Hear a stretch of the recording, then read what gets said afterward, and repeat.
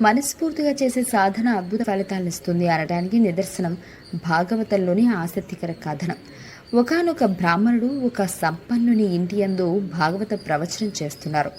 అదే సమయంలో ఒక దొంగ ఆ ఇంట్లోకి ప్రవేశించి ఒక మూల దాక్కున్నాడు. సరిగ్గా అదే సమయానికి ఆ బ్రహ్మ ముందు చిన్న కృష్ణుని గురించి చెప్తున్నారు. భాగవతంలో కృష్ణుడు వేసుకున్న ఆభరణాల వర్ణన జరుగుతుంది.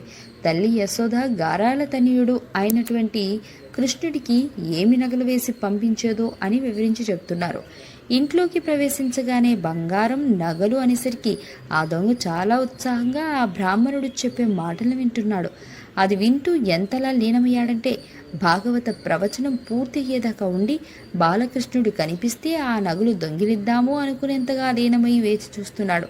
అలా బంగారు నగల గురించి ఆలోచిస్తూ అసలు ఆ కృష్ణుడి జాడ బ్రాహ్మణుడికి తెలుస్తుంది అనుకుని దానికోసం ఆ బ్రాహ్మణుడి వెంట పడ్డాడు.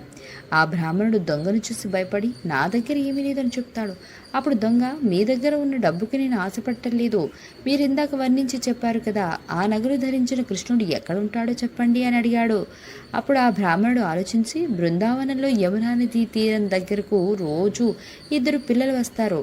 వారిలో ఒక పిల్లవాడు నల్లమబ్బు రంగులో ఉండి పిల్లనగ్రో వాయిస్తూ ఉంటాడు.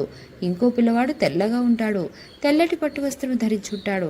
ఆ ఇద్దరిలో నల్లమబ్బు ఛాయలో పిల్లనగ్రో వాయిస్తూ ఉండేవాడే నేను ఇందాక చెప్పిన కృష్ణుడు అని చెప్పి ఆ దొంగ నుండి తప్పించుకుని వెళ్తాడు.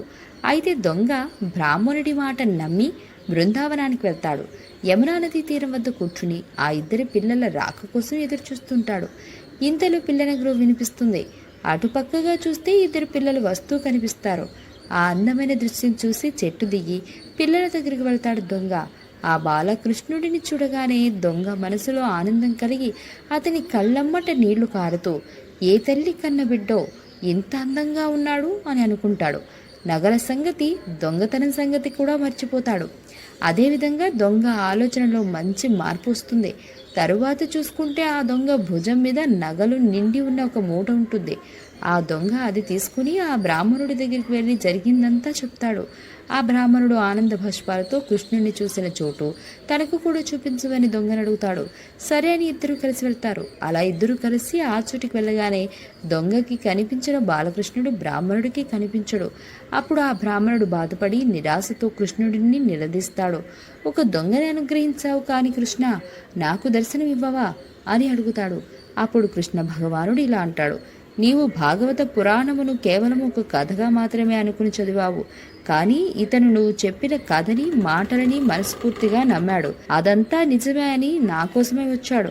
అలా అపార నమ్మకం, సమర్పణ, శరణాగతి, ప్రేమ ఉన్న చోటే నేను ఉంటానని చెప్తాడు. దీన్నే అన్యథా శరణం నాస్తి త్వమేవ శరణం మమ అని భాగవతంలో చెప్పబడింది. మనం చేసే ధ్యానమైన పని అయినా మనస్ఫూర్తిగా సాధన చేస్తే ఖచ్చితంగా అద్భుతమైనటువంటి ఆనందాన్ని, ఫలితాన్ని పొందగలం. డౌన్లోడ్ మోజ్.